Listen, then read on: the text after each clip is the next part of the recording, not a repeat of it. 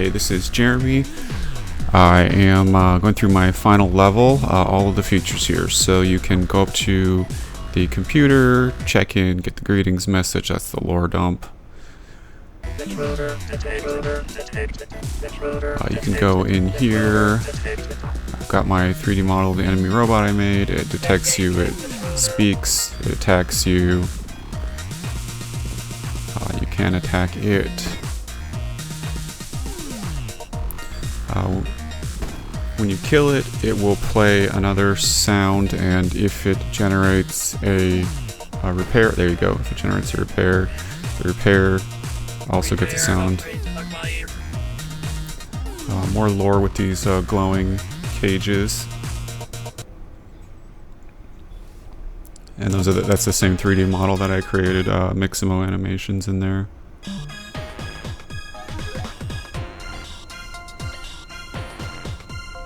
Oh, these lights up here, I originally downloaded some asset from the marketplace and it ended up being terrible performance because of Niagara, so I ended up using clear decals and made it all myself, and it works much better. I mean, it doesn't scroll, but much faster in terms of performance. More lore stuff over here.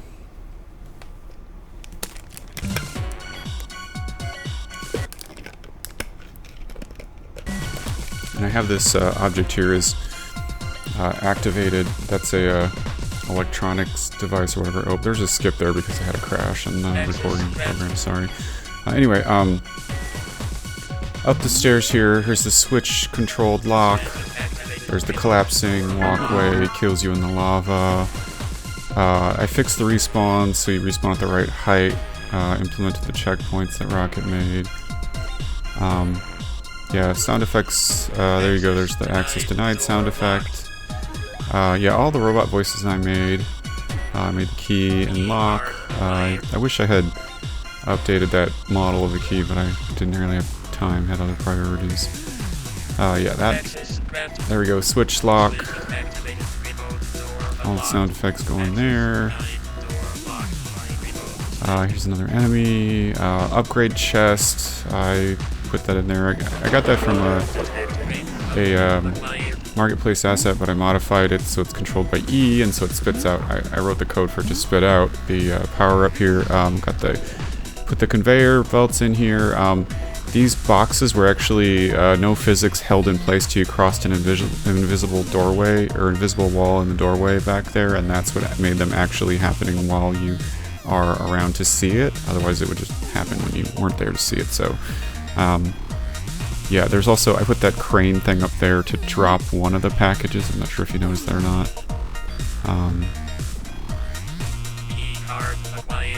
Yeah, I also, door breaker, yeah. So I did chaos on that door. There's code on it to detect whether or not you got the door breaker upgrade. That's what was in that case back there. That lets you smash through electronic things like that door or the electronics box down in the first floor. We'll come back to that. But yeah, as you can hear, sound effects still, the robot talking to you and stuff. Although I think Furman implemented the sound effects of like jumping, and I think there might be some punching sound effects. I don't know, I didn't do that part. I just did the talking on the robot. Although I did retarget. This is the simple AI robot that Rocket made, and I retargeted it to the 3D model that I made, and there was a lot of hacking to get that to work right.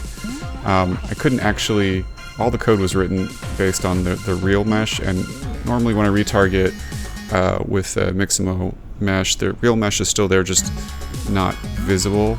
But the problem is, all the code was written, I know I could have rewritten the code and I tried to, but I was running out of time, but all the code was written to use the main mesh, and what I ended up doing was, the main mesh is still there, you just can't see it, it's just got an invisible material on it, so it's hiding it. And I obviously moved the hands, moved the collision boxes for the hands and the collision overall capsule to fit the proportions of my bigger, bulkier robot. Anyway, yeah, you go in through here, scanning all this lore stuff. There's some typos in the lore, sorry, I'll have to try and fix that later. Yeah, again, this is my 3D model I made, Mixamo animations, not just the AI, one that you can fight, but the ones that are, you know, story purposes really.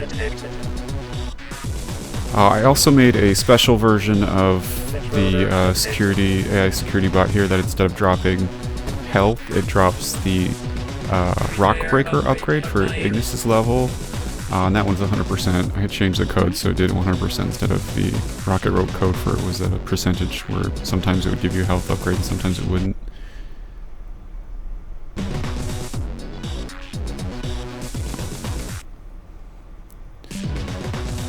Oh, lighting. Yeah, I spent a lot of time on the lighting. This room does not have point or rectangle lights, really. It's just all emitter lights. I wanted this one to be kind of spooky and weird.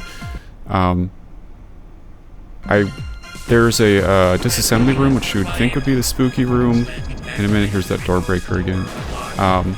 But I ended up using it on the repair one instead because the disassembly room, there's more... I'll show you what I mean, but there's a... having it with the lights on and then turning the lights off with some code I added, I think really is a cool effect. This is all got, I don't know if you can tell, but there's blocking volumes everywhere around here, so you can't jump off and fall down in there. It's very tightly controlled. Okay, so in here, this is a disassembly room, kind of a House of Horror sort of thing. Again, this is my same robot 3D model. The robots, the assembly and disassembly robots, I guess the repair and disassembly robots are the same models from this one kit I got off of the marketplace that looked pretty good, but I added the sparks and stuff. I really wanted it to, you know, feel cool. I also chopped up both the Bilt model that I made, the main character you're playing here, I made this one, but also the security model. I chopped them up into parts so that they would be, you know, being in the process of disassembling. I was gonna do a chaos thing on it, but it ended up just little parts everywhere, and it didn't look, they weren't as recognizable as parts of the actual robot, so when I cut them with the 3D modeling program, I thought they looked a lot better. I had to do quite a bit of work in this room on getting these boxes, these little plastic bins that the parts go into. The collision was not, it was just meant to, you know, be a blocking volume. Basically, I had to make a box shape out of colliders so that things could actually fall in the box. Also, some of the robots in this scene are, you know, they have skeletons, and some of them don't. You can see, I learned here there's a downside to them having skeletons with the ragdoll physics. I'll just come to that in a minute. Oh, here's what I was saying. I wrote this code here so that the when you have the electronics breaker thing upgrade and you hit that, it blows up. You know, it spawns an explosion. You know, there's a Niagara explosion. And then it kills all the lights, and it also turns off the conveyor belt. Oh, look at this. This is what I was talking about. The robots get really messed up with the skeleton and physics and the ragdoll physics, basically. If it gets stuck on something, you get really dragged out. Anyway, the killing the electronics box back in there turns off all of the lights. It also stops the conveyor belt and stops the robots doing the disassembly. So you're basically rescuing the robots from being disassembled when you do that. Up here, yeah, there's the memory chip here. Oh, by the way, if you use one more key, you can actually erase that force field on the bottom and fall right in the lava pit, so you have to be careful. That's another trap. Anyway, yeah, like I said, you can see back here, I didn't blow up the actual lights. What I did is I changed the material to a material where the light bulbs are opaque, so it wasn't emitting, and then I destroyed the rectangle lights that I had over it, so it completely changes the lighting in the room. Thought it looked pretty good. Downstairs, I had just light bulbs, and I think I used point lights downstairs for this atmosphere because I wanted it to be different from the upstairs. And you'll see here, we're coming back. Same thing. Yeah, blow up that, all the lights go out. Again, looks pretty atmospheric, I thought. You go back here and get that last chip after you get past this one robot here. Yeah, I killed it twice in this video because I had, like I said, my recording software crashed, so I had to come back and do it again.